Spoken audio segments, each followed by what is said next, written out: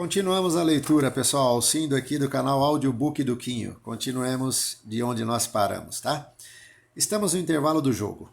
Inconformado com a situação, você se pergunta o que pode fazer para virar a partida. O que daria para fazer agora, a essa altura do campeonato? Motivar o time? Trocar um jogador ou outro? Quem sabe colocar mais atacantes? Será que com essas mudanças teremos alguma chance? Com certeza você já sabe que não. O que nos resta fazer? Esse time só tem uma saída: quebrar todas as regras e simplesmente não entrar mais em campo, avisando que não pretende terminar essa partida até que as condições de ganhar o jogo sejam justas e iguais para os dois lados. Até logo e obrigado. Essa atitude deve ter surpreendido e até mesmo chocado você. Mas aí eu pergunto, que outra opção temos? Há outra alternativa? Jogar com mais garra? Reclamar do juiz? Marcar mais? Eu, porém, afirmo que qualquer uma dessas atitudes nos levaria ao mesmo resultado: perda do jogo sem poder recorrer depois. Continuar jogando significa aceitar as regras do jogo, imposta por eles. Significa aceitar saber antecipadamente que a derrota é certa. Aceitar que seremos perdedores. A atitude de não entrar mais em campo até que as regras sejam revistas pode parecer radical, mas tem um significado muito profundo. Não estamos aceitando esse jogo, nem os resultados dele. Agora vamos parar de falar de futebol e discutir a vida real. Quando nos encontramos em uma situação na qual, por erros passados e por não conhecer as regras, estamos sem condições de quitar as dívidas, o que devemos fazer? O que fazer, por exemplo, quando não conseguimos mais pagar a fatura do cartão de crédito, pois esta já é bem maior que o nosso salário? Como agir quando não conseguimos pagar as parcelas em dia de um empréstimo que adquirimos tempos atrás? A que recorrer quando o cheque especial virou um buraco tão grande, fundo e desesperador, que nosso salário é engolido por ele sem deixar nenhum rastro? Já li vários livros sobre administração financeira que falam sobre dívidas, mas confesso que, embora sejam bons, nenhum consegue realmente orientar as pessoas de maneira clara e correta, apresentando uma solução definitiva para esse problema. Muitos livros sugerem falar com o gerente do banco para pedir orientação. Outros aconselham a fazer outros empréstimos com juros menores para quitar uma dívida. Há ainda os que ensinam qual das dívidas devemos pagar primeiro, quais deixar para pagar depois, etc. Mas para uma pessoa que está enrolada em muitas dívidas, qualquer uma dessas soluções só gera uma situação: um pouco de alívio para as cobranças de curto prazo e mais dívidas de longo prazo. Com o passar dos anos, cansei de ver pessoas que tinham um único empréstimo ou um único cartão de crédito com as finanças descontroladas e, por falta de orientação, tomaram atitudes erradas e se afundaram cada vez mais em empréstimos e dívidas. Neste capítulo você vai aprender a solução definitiva e correta para seguir quando se encontrar endividado. Se tiver a atitude e a coragem suficientes para seguir as minhas orientações, garanto que em um prazo de 12 meses você quitará todas as suas dívidas e terá uma nova vida financeira.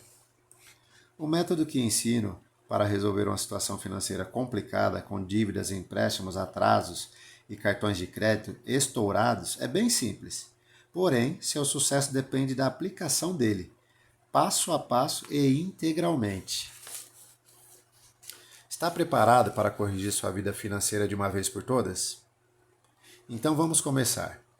O meu método inclui 4 pontos essenciais que vão lhe permitir resolver qualquer dívida. Entretanto, antes de continuarmos, quero fazer uma ressalva. O capítulo não foi escrito para ensinar a ser caloteiro, nem como ser espertalhão, porque eu realmente não acredito que esse tipo de pessoa possa prosperar. Ele foi desenvolvido para ensinar as regras do jogo e como vencê-lo, mesmo com erros financeiros do passado, mostrando que você não é obrigado a pagar juros abusivos ou pagar novos empréstimos, ou pegar novos empréstimos. que multiplicam o valor real das dívidas. Estamos no Brasil, país onde os juros praticados legalmente pelos bancos são os mais altos do mundo. Não existe outro país no mundo com juros tão altos. Para você ter uma ideia, em Israel, onde eu nasci, nem a agiota tem coragem de cobrar juros tão altos assim. Por que os juros do Brasil? Por que os juros são tão altos no Brasil? Não existe justificativa técnica, econômica, política ou moral para a cobrança de taxas tão elevadas. Os bancos brasileiros cobram as maiores taxas de juros do mundo em cartão de crédito e cheque especial. A desculpa de sempre é a alta inadimplência. Afinal, a inadimplência no Brasil é realmente tão elevada assim? Um levantamento do Fundo Monetário Internacional, FMI, mostra que a relação entre empréstimos e atraso e crédito total no Brasil está dentro da média internacional. Logo, entende-se que não é uma questão de inadimplência elevada, mas há outros fatores e interesses relacionados. No Brasil, o sistema bancário não tem regras, cobra os juros que quer e da forma que quer. Por isso, o spread bancário, diferença entre os bancos pagam na captação de recursos e o que cobram ao conceder um empréstimo para uma pessoa física ou jurídica, é o mais alto do mundo. 5 vezes maior que a média mundial. Vou repetir essa parte aqui, pessoal, só para ficar um pouquinho mais claro, tá? Por isso, o spread bancário, que é a diferença entre os bancos, é a diferença entre o que os bancos pagam na captação de recursos e o que cobram ao conceder um empréstimo para uma pessoa física ou jurídica, é o mais alto do mundo, ou seja, 5 vezes maior que a média mundial.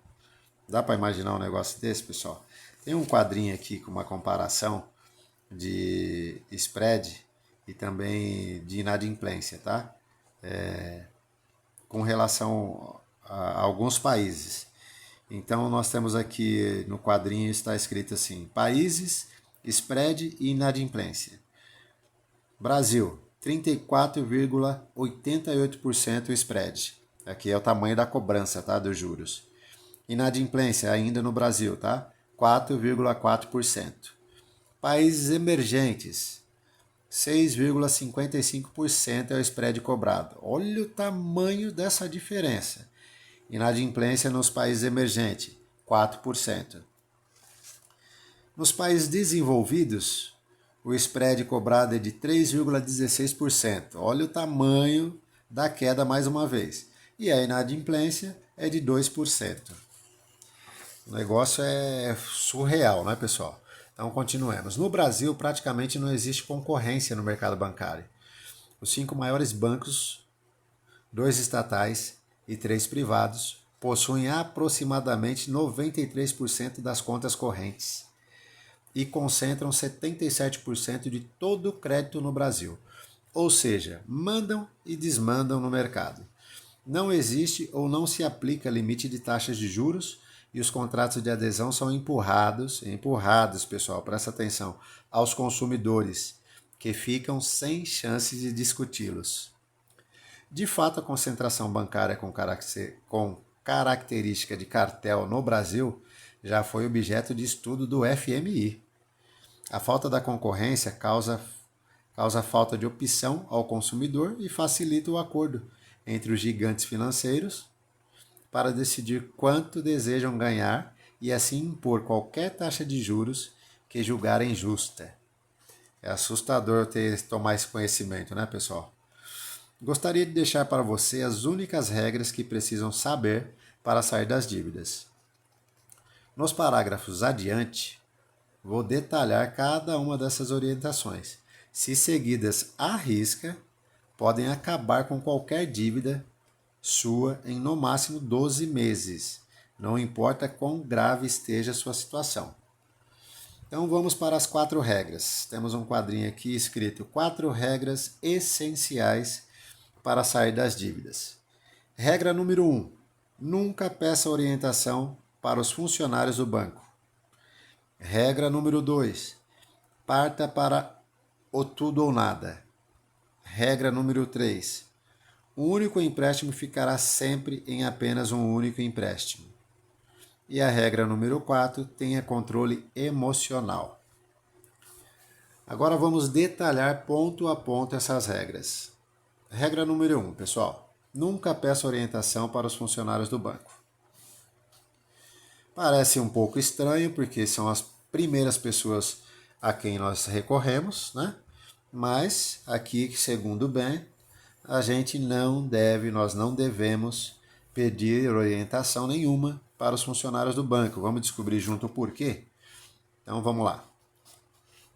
É um dos erros mais comuns que pessoas endividadas cometem. Erro comum que as pessoas endividadas cometem. Fiz questão de repetir. Pedem orientação para os funcionários do banco, acreditando que eles podem ajudá-las a resolver o problema.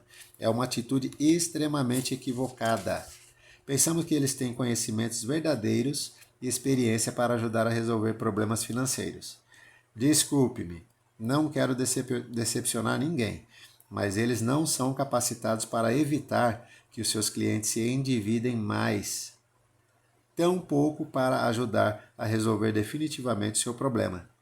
Infelizmente, temos de admitir que eles são treinados e preparados para lhe vender crédito, pessoal. Mais uma vez, eles não estão preparados para resolver definitivamente problema nenhum nosso financeiro. Por quê? Infelizmente, temos de admitir que eles não são treinados e preparados. Eles são treinados e preparados para vender crédito para nós, uma vez que esse é o carro-chefe de maior lucro de todas as instituições financeiras, diante da legislação vigente no país. Perceberam aí? E digo mais, por vezes, encontrará bancários ainda mais endividados que você. Olha isso, pessoal. Triste e sarcástica coincidência, não? O funcionário do banco, na maioria das vezes, é tão vítima do sistema financeiro quanto o próprio cliente da instituição. Sua principal função é vender serviços e produtos financeiros do banco. E entre esses produtos, vale relembrar que estão empréstimos, cartões de créditos, cartas de créditos, limites de cheque especial, entre tantos outros. Uma pegadinha terrível, um buraco sem fundo, né, pessoal? Terrível. Portanto, o funcionário do banco não tem o menor interesse em ajudar você a solucionar definitivamente seus problemas. Ele quer apenas convencê-lo de que um novo empréstimo, por exemplo, com um valor maior do que o já feito antes, ajudará a aliviar a dívida. Um engano total. Digo até que com frequência ele sabe que essa orientação não é a mais correta. No entanto, precisa atingir as altíssimas metas impostas. Então, entre escolher quem vai se sair melhor, ele opta por ele próprio, claro. Pensando no salário no final do mês, não dever cumprido como subordinado ao chefe, no sustento da família. E aí eu pergunto, qual dos dois é vítima do sistema? Os dois. No entanto, podemos avaliar, ou melhor, que o gerente do banco apenas cumpriu uma obrigação. Já você, como cliente e endividado, criou outro problema para si. Então, você se saiu pior nessa situação. Pessoal, é isso por agora. Daremos continuidade no próximo vídeo, tá? Na etapa ou regra número 2, a qual o Ben já citou que são 4 regras para a gente sair de forma definitiva da dívida, né? Então, deixa o like de vocês, compartilhe. Preferencialmente, peço a vocês que deixem no comentário o que vocês estão achando a respeito desse trabalho, tá bom? E principalmente se inscreva no canal, compartilhe ao máximo, interaja o máximo que vocês puderem comigo, que eu serei muito grato. Preciso, vamos dizer assim, preciso ficar cada vez mais experiente em falar com vocês da forma mais natural possível. Então vejo vocês no próximo vídeo. Valeu, obrigado, tchau, tchau.